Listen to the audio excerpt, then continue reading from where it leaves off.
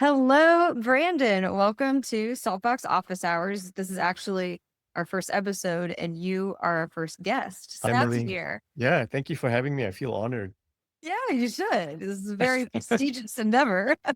Awesome. And you are the VP of marketing at JupiterOne. And I mean, your career has spanned a lot of different arcs, but I feel like most recently you've been in the cybersecurity space for a while now. How did you get into that? We'll kind of go through your career arc before we talk about some Yeah, AI marketing. yeah, I'll try to give you the quick summary. So, I've been doing marketing since 2005, effectively. I started off life as an engineer and worked as an engineer for 5 years, then went to B school. And after I graduated, I did some product management work for a few years in product marketing, and then eventually started my own agency, which I ran for a little over a decade. And during that time, I did everything under the umbrella of marketing pretty much. The only handful of things I didn't do were field marketing, didn't do any PR. If you throw a stone at the entire landscape of marketing and the area it encompasses, you would probably hit something that tried and done in my life. I kind of fell into cybersecurity marketing a few years ago when a friend of mine who was the CEO of a cybersecurity startup reached out to me and said, "Hey, we're struggling with marketing. Is this something you think you can help with?" Fast forward to today, and I've been at 5 companies, including the one I'm at right now, and 4 of them were a very early stage, so seed and bootstrapped and Series A, early Series A, where you're trying your best to just make stuff happen with very little resources. And that's the stage of a company's life that I care about the most. It matters the most because it's existential, and it's also the most interesting because you don't have a lot to work with, and those constraints really force you to be very creative and resourceful. Yeah, I was like the scrappy side of a startup world of like, all right, we don't have a lot of resources. So then you're really forced to think outside the box, be creative, use what resources you have. Yeah, Probably ways that you never intended to use them, but you have precisely.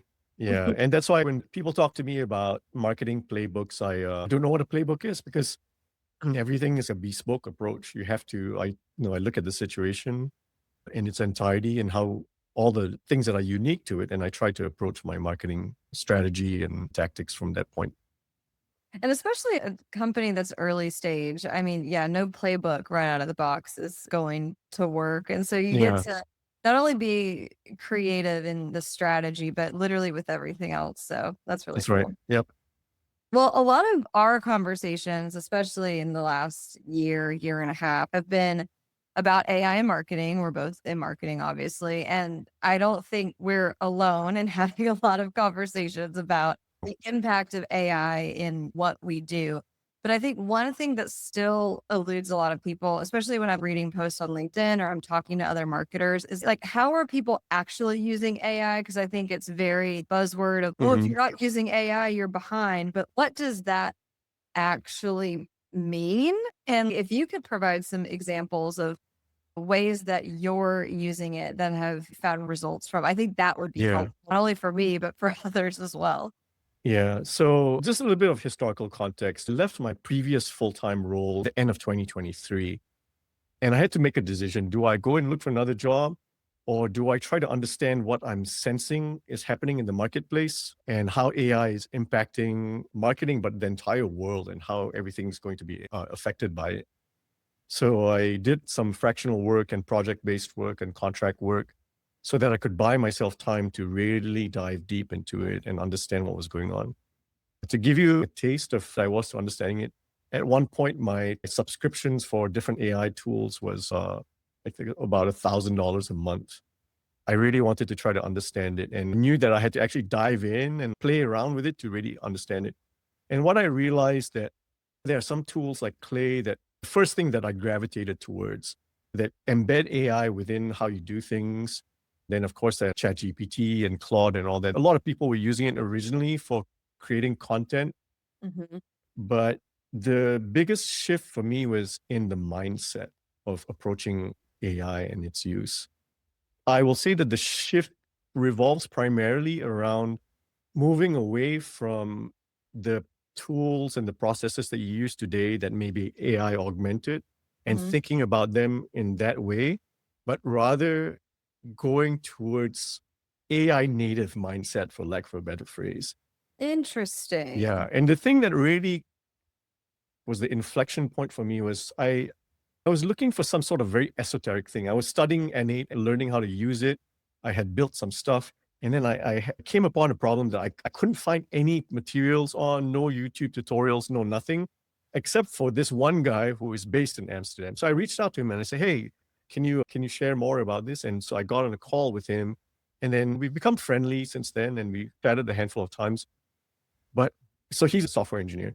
Observing how he used his Claude instance, which is more like a second brain almost, was the thing that really helped me to understand that this is the true promise of AI in terms of being more productive and efficient. It's not only applying it from isolated, narrow perspective, but rather using it in a way that encompasses your entire process, if you will. Yeah. Do you find that, because I think a lot of folks are looking for, okay, well, I'm supposed to be using AI in my job, but how are people actually using it? How should I be using it? And then I think they just naturally gravitate towards, okay, well, I'm going to use it for this specific task. But I think there is Mhm. a barrier of, I think intuitively, marketers know that they have to spend time setting this up and training this thing to actually be useful to so that they can then rely on it and have a Yeah. better outlet. Did Mhm. you find that you had to set aside a good chunk of time to train it and almost as you're trying to set up that second brain, what did that setup process look like for you? So this is one of those things where the technology matters. You know, with a lot of stuff, I am somewhat agnostic to what technology I use, but in this instance, and this is my personal preference, but I use Claude. So Anthropic first came out with MCP servers, which really extended the use of frontier models because it enabled you to access data very easily in an AI native fashion.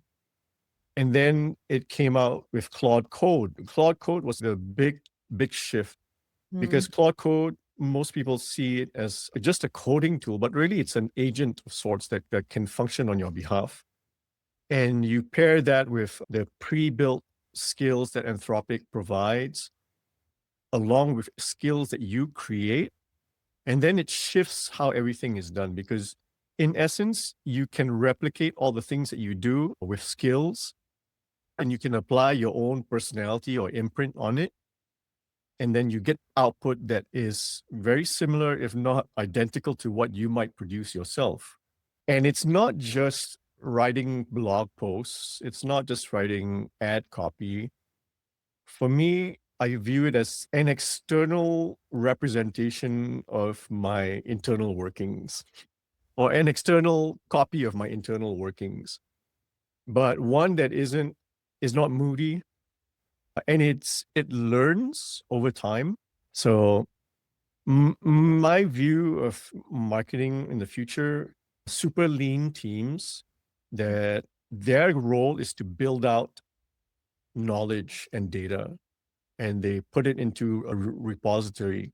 In At JupiterOne, we're using Confluence. Personally, I use a tool called Obsidian.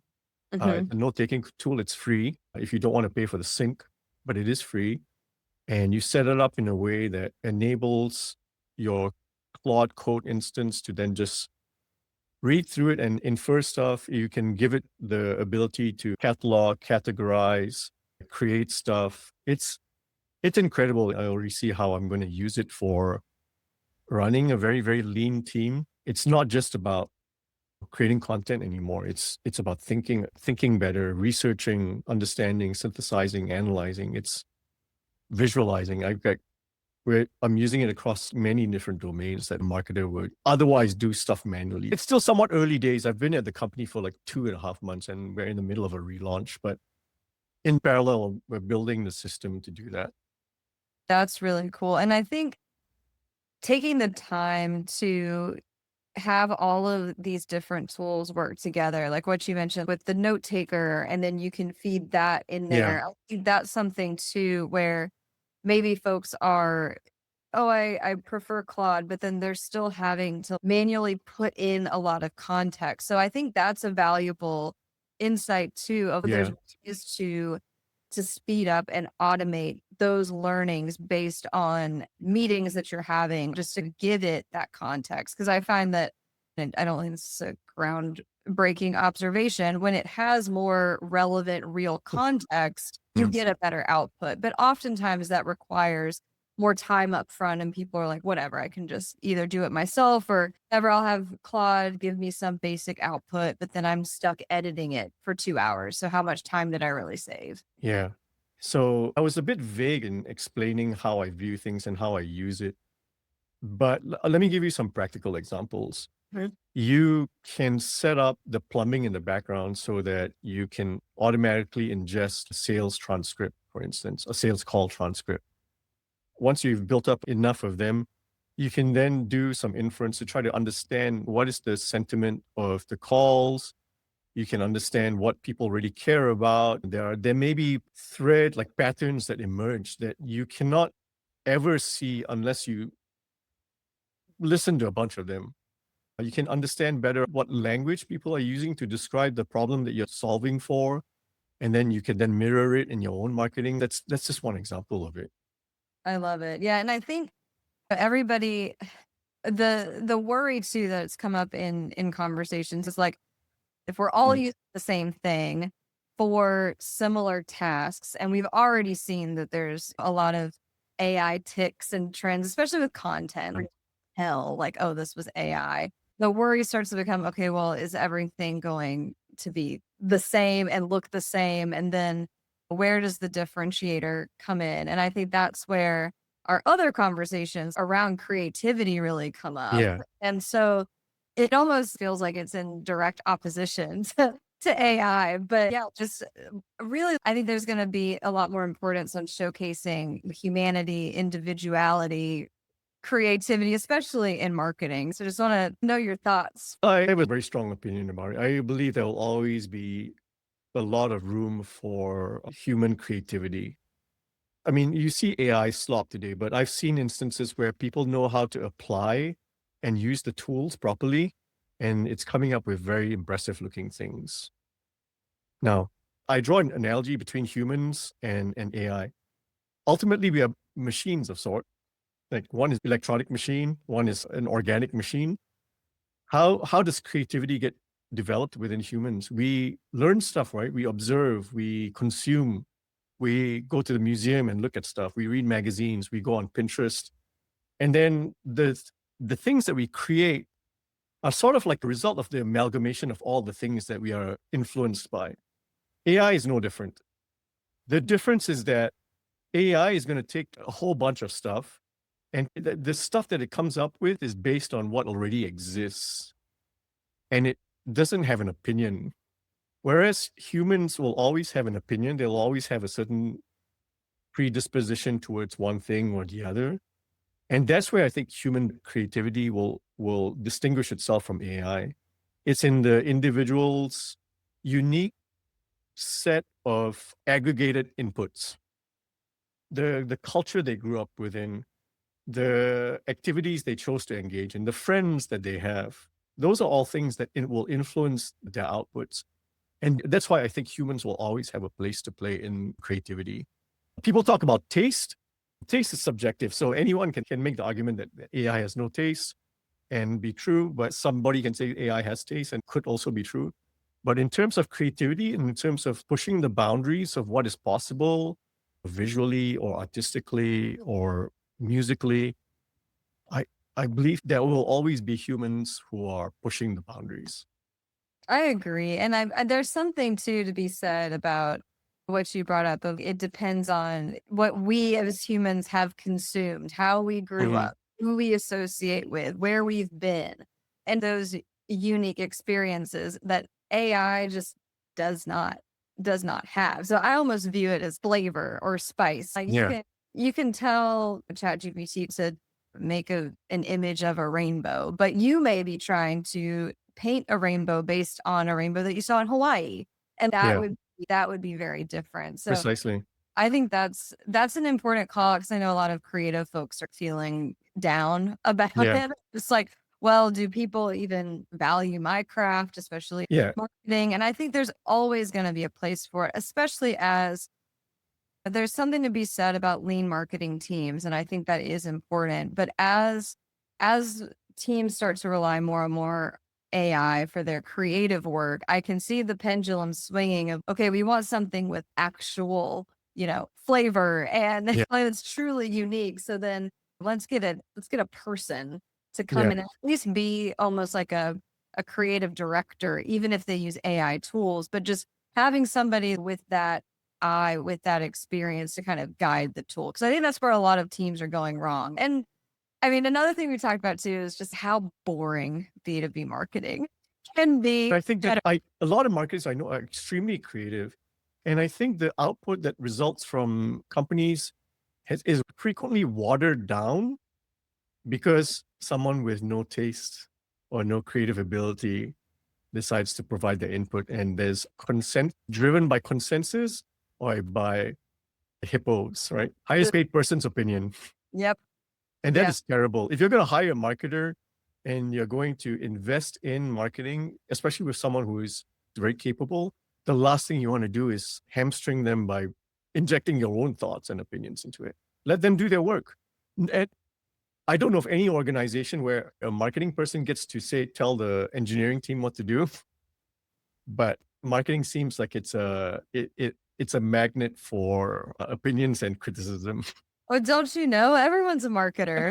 Of Or they course, yes. yeah, and I think the death by committee regularly results in just bland, vanilla, creative output that not only is not exciting or Mhm. visually pleasing, but it also doesn't actually say anything. Precisely. It loses all meaning, and then you're bland and vague, and then people just walk on by. Yeah, I think another problem is that everybody's overwhelmed with the amount of work that they have to do, and creativity takes time and thought.